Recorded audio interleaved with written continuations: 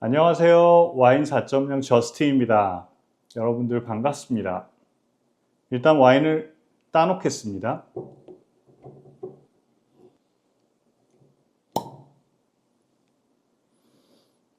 향 좋네요. 코크의 아젤리아 이렇게 딱 써있네요. 오늘은 특별히 문제가 있나? 조금 마시고 시작하겠습니다. 조금만 맛보고 시작하는 이유는 바롤로인데 2018년 빈티지거든요. 이게 6년이라 돼서 뭐 많이 숙성됐겠네 라고 생각하실 수도 있지만 굉장히 오래 병숙성을 한 다음에 마셔야 되는 바롤로들도 있어서 혹시 이게 그건가 싶어서 일단 맛을 잠깐 보고 시작하겠습니다. 이게 제가 얘기하는 사이에 디캔터에 들어가서 좀 디캔팅이 되는 게 약간 더 나을 것 같습니다.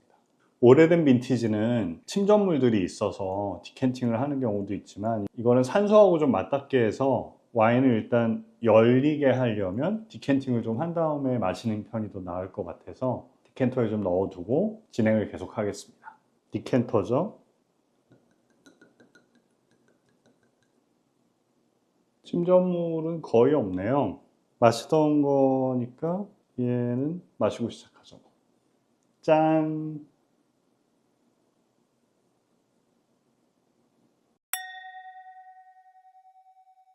오늘은 예고해 드렸듯이 바롤로라는 와인을 시음해 보도록 하겠습니다. 바롤로는 왕들의 와인, 와인의 왕이라고 불리우는 와인이죠. 그건 왜 그런지 좀 이따 알려드리고요. 이 와인은 아젤리아 바롤로 2018년 빈티지입니다. 이태리 와인의 등급 체계는 제일 위에 DOCG가 있고 그 다음에 DOC가 있고 밑으로 쭉 떠 있습니다. 여러분들 와인 사러 가셨을 때 이태리 와인들을 보면 이런 식으로 옆에 노란색, 흰색 띠지가 붙어 있는 경우가 있습니다. 여기 DOCG라고 써 있죠. 그 다음에 어떤 와인들은 보면 이 파란색 스티커가 붙어 있고 DOC라고 써 있는 경우가 있습니다. 이태리 등급 체계는 특이하게도 각각 와인을 병입하고 나면 그 중에 샘플을 검사를 해서 규정에 충족했다. 규정은 그 지역의 품종에, 생산 방식에, 생산량에 이런 거를 규제하고 있거든요. DOCG의 경우에는 이 G가 영어로 치면 guarantee예요. 정부가 보증한다는 뜻이거든요. 그러니까 DOC 와인 중에서 좀 더 규제 요건들을 더 집어넣어서 그것까지 다 충족했음을 보증한다. 뭐 이런 뜻입니다. 병입 후에 항상 테이스팅해서 검사를 하고요. 그런데 여러분들 하나 알아두셔야 되는 거는 DOCG 붙어 있으니까 최고 우수 품질이네? 그러면 이건 무조건 좋겠네? 가격도 저렴하네? 2만원대, 3만원대도 많거든요. DOCG 붙어 있는 것 중에. 이건 무조건 사야 돼. 좋을 거야. 라고 믿으시면 안 됩니다. 그 규제 요건을 충족했다는 뜻이지 그 와인이 정말 괜찮다는 뜻은 아닙니다. 이 바롤로는 DOCG 스티커도 이렇게 붙어 있는 와인입니다. 이 바롤로는 이태리에 있는 여러 주 중에서 피에몬테라는 주에 속해 있습니다. 피에몬테에서 피에는 아래쪽이라는 뜻이고 몬테는 마운틴입니다. 산 아래쪽에 있는 주라는 뜻이고요. 여기서 이 산이란 뭘까요? 프랑스 국경에 붙어 있는 쪽에 있는 알프스 산맥을 얘기합니다. 밀라노 혹시 가보신 분 있으면 밀라노에서 피에몬테 주는 뭐 딱 붙어 있죠, 거의. 바롤로 산지까지 가시려면 아마 기차로 한 1시간 반, 2시간 정도 가면 될 겁니다. 피에몬테 지역은 온화한 대륙성 기후고요. 이 바롤로도 역시 네비올로라는 한 품종으로 만든 와인이고요. 10월 중순에서 말 정도까지 늦게까지 익어야만 수확할 수 있는 품종이고요. 껍질은 꽤 두께가 있는데 안토시아닌이 굉장히 적어서 색깔은 굉장히 옅은 편입니다. 하지만 산도하고 탄닌은 굉장히 풍부한 품종입니다. 이 품종은 오랜 숙성 기간이 요구되는 품종입니다. 그러니까 와인을 만들자마자 바로 마실 수 있는 그런 종류의 품종은 아니라는 거죠. 일반적으로 체리, 장미꽃, 타르 향이 난다고 알려져 있습니다. 그 중에 이 바롤로라는 와인은요, 19세기에 왕들이 자주 마시는 와인이니 왕들의 와인이고 와인의 왕이다. 그래서 피에몬테 지역에서 와인의 왕으로 불리고 있습니다. 마케팅 수단으로 이용한 경향이 크고요. 이 와인의 품질을 개량해서 왕들이 자주 마시다 보니 19세기 중반에는 유럽 각국의 왕들이 궁에서 마시는 와인들로 유명해졌습니다. 바롤로라는 단어의 어원은 마을 이름이 바롤로입니다. 그 마을에서만 만드는 게 바롤로 와인이냐? 아닙니다. 총 11개 마을에서 바롤로를 만들고 있고요. 결국은 마을 명칭이 와인의 한 종류 명칭으로 변경된 케이스입니다. 바롤로 DOCG 규정에 따르면 네비올로 100%로 만들어야 하고요. 38개월 동안 숙성을 해야 되는데 그 중에 18개월 동안은 오크통에서 숙성을 해야 됩니다. 그러니까 2018년 빈티지니까 19년, 20년, 21년, 22년 1월에 출시됐겠네요. 빨리 나왔으면. 근데 이거는 DOCG에서 정한 최소 규정이고 각 와이너리마다 자기네가 얼마큼 숙성할지는 자기네가 결정합니다. 전통적으로 이 바롤로는 양조하는 방식이 2주에서 4주에 달할 정도로 아주 긴 기간 동안 발효를 하고요. 그러다 보니까 탄닌이 높아지고 그리고 약간 산화가 일어납니다. 큰 오크통에서 숙성을 하다 보니까 아마 산소가 투입되는 양이 좀 적어지죠. 맞닿는 부분이 적잖아요. 그러다 보니까 탄닌이 산소하고 맞닿아서 부드러워지는 게 굉장히 오래 걸립니다. 이렇게 전통적인 양조 방식을 따르게 되면 과일 향은 적고 그 대신 숙성 결과에 따른 3차 향이 좀 많아지는 경향이 있습니다.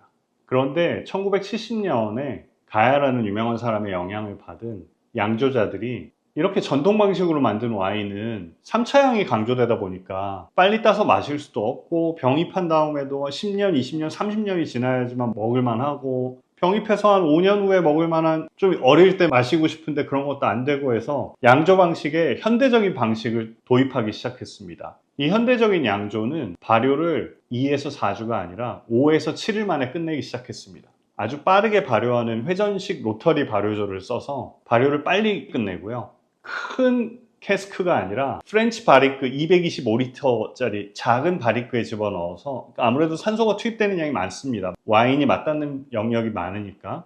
그러다 보니 탄닌이 금방 부드러워지죠. 또 프렌치 바리크에서 오는 그 향과 영양도 많이 받게 되죠. 그래서 과일량은 높은 상태를 유지하고 탄닌은 벌써 부드러워진 상태로 출시가 됩니다. 그래서 한바탕 전쟁이 일어났는데요. 이게 바롤로 전쟁이라고 합니다. 전통 방식을 고수하는 사람들은 이게 말이 되냐, 바롤로를 이렇게 만드는 게 이게 어떻게 바롤로냐고, 현대적인 방식을 따르는 사람은 그 전통 방식 고수해가지고 바롤로는 뭐 맛도 없고 3차 향만 나고 뭐 숙성만 오래 해야 되고 서로 막 싸우다가 요즘 조금씩 서로 양보하고 타협했습니다. 그러니까 요즘은 전통 방식을 고수하면서도 현대적인 양조 기법을 살짝 도입한다든지 아니면 현대적인 양조기법으로 막 5에서 7일 만에 발효를 끝내던 이 와이너리들도 회전식 발효조는 좀 심하다. 그래서 그냥 일반 발효조에서 좀 짧게 발효를 한다든지 서로서로 중화됐다? 이 정도로 끝났습니다. 오늘 같이 마셔볼 와인은 아젤리아라는 바롤로인데요. 제조사 홈페이지의 테크니컬 데이터를 보니까 총 양조 기간이 45일 걸렸답니다. 전통 방식. 이 바롤로를 만든 네비올로는 평균 수령이 50살 정도 된 포도나무에서 자란 아이들이고요. 여기서 깜짝 퀴즈. 포도나무가 나이가 많으면 그 포도로 만든 와인이 더 좋을까요? 아니면 포도나무가 더 어린 그 포도로 만든 와인이 더 좋을까요? 정답은 나이가 많은 포도나무입니다. 나이가 많은 포도나무를 고령목이라고 하는데 70살, 뭐 100살 된 포도나무들도 있습니다. 왜 그렇게 되냐면 늦게 키운 자식을 귀하게 키운다? 뭐 이런 속담이 있지 않나요? 늦둥이가 뭐 어떻다? 뭐 이런 거 있지 않나요? 이 어린 포도나무들은 포도가 많이 열립니다. 힘이 넘치니까. 단위 면적당 생산량을 관리하기 위해서 멀쩡한 포도 열매를 막 떼내기도 합니다. 이 고령목은 포도가 아주 조금밖에 안 열려요, 원래부터. 그러니 몇 개 안 열린 포도에 모든 자기의 영양분과 모든 에너지를 다 쏟아붓게 되죠. 그렇게 해서 농축미가 있는 좋은 와인을 만들 수 있게 됩니다. 단점은 단위 면적당 수확량이 너무 적다 보니까 원가가 올라갑니다. 그래서 더 비쌉니다. 와인의 양조는 야생효모만 이용했다고 합니다. 와인을 만들 때 포도즙을 만들어서 넣고 인공효모를 보통 다 넣거든요. 근데 이 와이너리의 특징은 야생효모를 썼다고 합니다. 이러면 약간 복불복입니다. 괴상한 향을 만들어낼 수도 있다고요. 실패하면. 성공하면 물론 그 포도 품종의 특성에 맞는 맛과 향을 끌어낼 수도 있는데요. 숙성은 24개월 동안 큰 오크 캐스크에서 했다고 합니다. 전통 방식이죠. 자, 이제 마셔볼까요?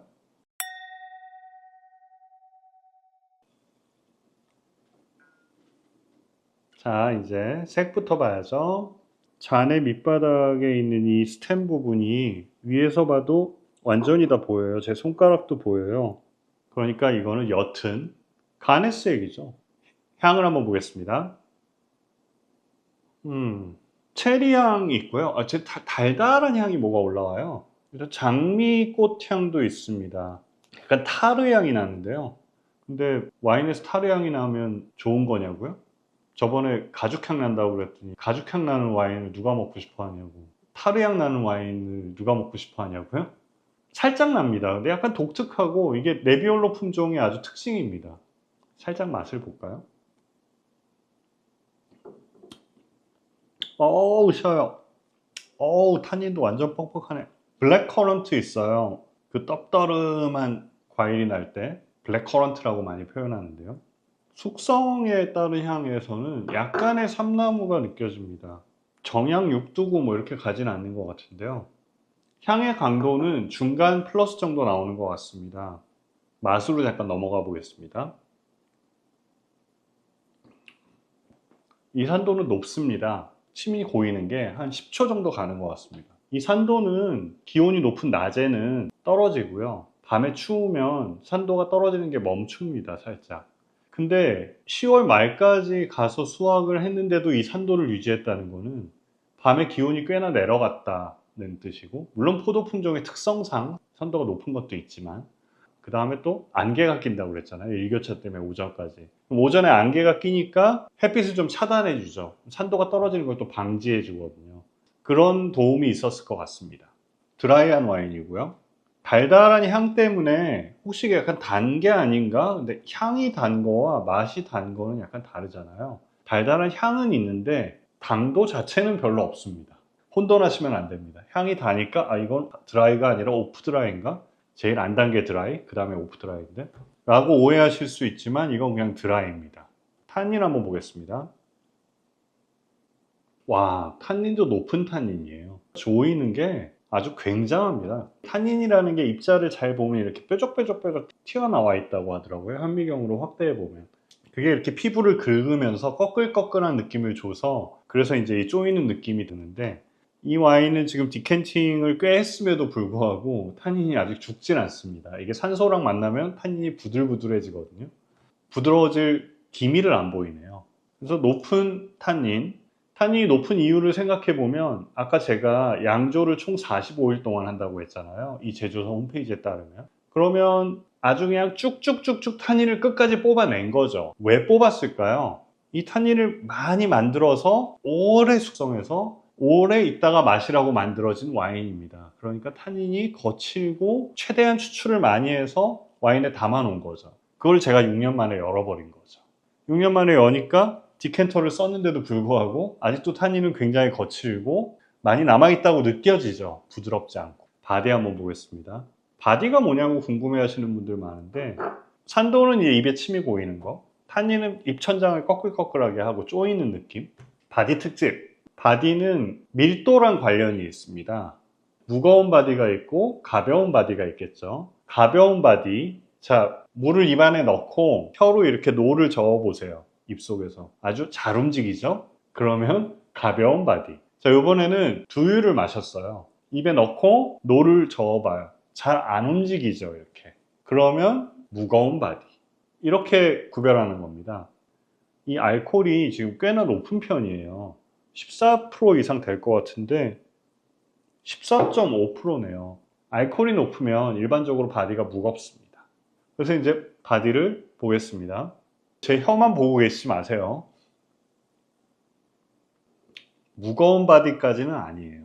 알코올이 14.5도인데도 중간 플러스 정도 바디라고 생각됩니다.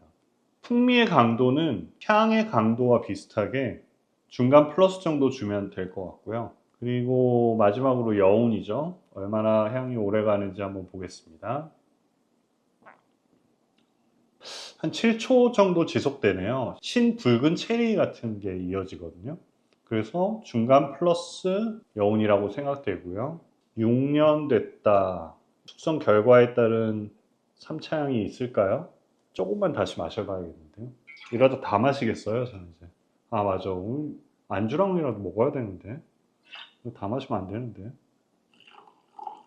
조금만. 따르다 보니까 많이 따랐네요. 삼차향이랑 가죽향이 좀 있네요. 이건 약간 오래된 가죽향이 납니다. 그렇다고 땀에 쩔은 이런 향은 아니고요. 아주 오래된 가죽 소파에서 나는 그런 향 같은 게 납니다. 그런 향이 나는 와인을 마시고 싶냐고요? 그게 과연 좋은 향이냐고요?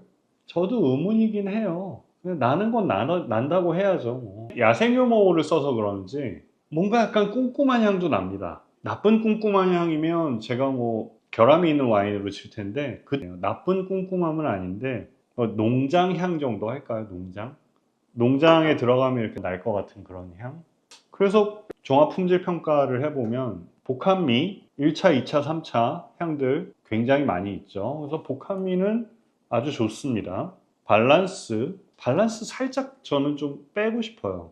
얘가 너무 강한데 뭐 매우 좋은까지는 아닌 것 같습니다. 좋은 밸런스. 풍미의 강도 아까 중간 플러스쯤 있었고 여운의 길이 중간 플러스 정도 있었으니까 종합적으로 하면 매우 좋은 와인. 지금 마실 수 있지만 숙성 잠재력이 아주 많은 그냥 좀 있는이 아니라 10년 갑니다 이거. 10년 동안 지나도 아주 좋은 와인이 돼 있을 겁니다. 안주를 만들어야죠. 잠깐만 기다리세요. 오늘의 요리는 채끝 등심 구이입니다. 채끝 한 덩어리 꺼냈고요. 냉장고 뒤져서 있는 야채, 버섯도 하나 있길래 꺼냈습니다. 홍피망, 청피망, 양파 조금, 표고버섯 하나. 이거는 미리 소금을 좀 쳐서 오일을 살짝 발라 놓겠습니다. 오일이 약간 배어 들어가는 사이에 재료들을 손질해 놓겠습니다. 재료를 다 잘라놨고요. 자, 이제 한번 구워보도록 하겠습니다. 기름을 살짝 둘러주시고 많이 달아올랐죠? 고기를 한번 얹어보겠습니다. 야채들도 넣어서 불이 좀 약한가요? 자, 완성됐습니다. 안주가 준비됐습니다. 오늘은 제가 큰 잔도 하나 준비했어요. 이게 저희 맨날 테이스팅하는 이나오 잔이고 큰 잔이에요. 큰 잔을 준비한 이유는 향이 강렬하고 다양하고 좋은 와인들은 작은 잔보다 큰 잔에 따라 놨을 때 이 안에 향들이 더 많이 꽉 들어차겠죠. 근데 향이 별로인 약한 와인들은 큰 잔에 하면 오히려 향이 별로 없기 때문에 향의 밀도가 낮아가지고 향이 잘 안 느껴집니다. 그래서 이제 이걸로만 테이스팅을 했는데 오늘 작은 잔으로 향을 봤을 때랑 큰 잔으로 향과 맛을 봤을 때 어떻게 다른지 한번 그것도 보려고 합니다. 일단은 안주를 하나 먹고요. 와, 이거 채끝 등심 맛있네요. 와인을 지방이 많거나 기름진 음식은 원래 산도가 높은 와인이랑 잘 어울립니다. 이 신맛이 이 미각을 상쾌하게 만드는 효과가 있거든요. 이 와인의 높은 타닌이 이 고기의 단백질하고 만나면 이 단백질을 부드럽게 해주는 효과가 있습니다. 자, 이제 작은 잔하고 큰 잔 향을 한번 차이를 보겠습니다. 이 정도 큰 잔에 있는 향을 보겠습니다. 향이 더 강렬해요. 작은 잔에 있던 그 향들보다 더 이렇게 강렬한 향을 줘도 될 것 같습니다. 아까 제가 이쪽 잔으로 했을 때 중간 플러스 정도라고 했으면 이번에는 프로나운스드, 강렬한 향 줘도 될 것 같습니다. 뭐 향의 종류나 이런 건 변함이 없는데요. 여러분들 이거 냉장고 뒤져서 고기 한 점 굽고요. 그냥 그 안에 있는 야채 아무거나 꺼내가지고 굽고 소금, 후추 딱 뿌리면 그냥 먹으면 됩니다. 안주로 최고예요. 산도 높고 타닌 센 와인 만났다. 고기 딱 해서 먹는 게 최고입니다. 레드 와인은 고기죠. 아, 비비노 평점을 얘기를 안 했네요. 이 정도 와인이면 매우 좋은 와인에 4.2로 하겠습니다. 그래서 오늘도 4.0 넘는 와인을 테이스팅하게 됐고요. 그러니까 오늘 와인 4.0의 미션은 클리어. 다음 주 와인 소개해야죠. 자, 다음 주 와인 예고입니다. 다음 주 와인은 안젤리나 자파타라는 와이너리에서 만든 말백입니다. 2019년 빈티지고요. 이것도 자양 전통시장의 새마을 구판장에서 약 8만 원대에 주고 구입한 것 같습니다. 제 기억에. 이 말백은 아르헨티나 멘도사 지방에서도 세 지역 중에 제일 평균 고도가 높은 1000에서 1450m가량 되는 우코밸리라는 곳에서 수확한 포도로 만든 말백인데요. 1000m에서 1450m에서 포도나무를 키운다는 거 대단하지 않습니까?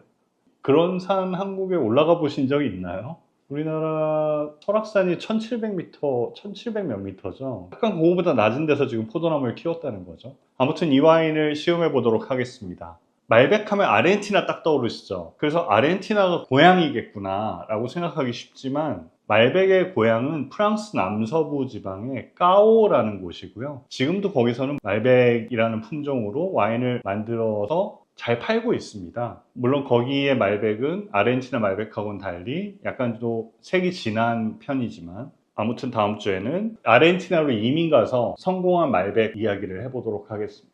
여러분들 구독 좀 부탁드립니다. 구독이 모자랍니다, 여러분. 구독을 좀 해주세요. 좋아요 부탁드리고요. 댓글도 많이 부탁드립니다. 안녕.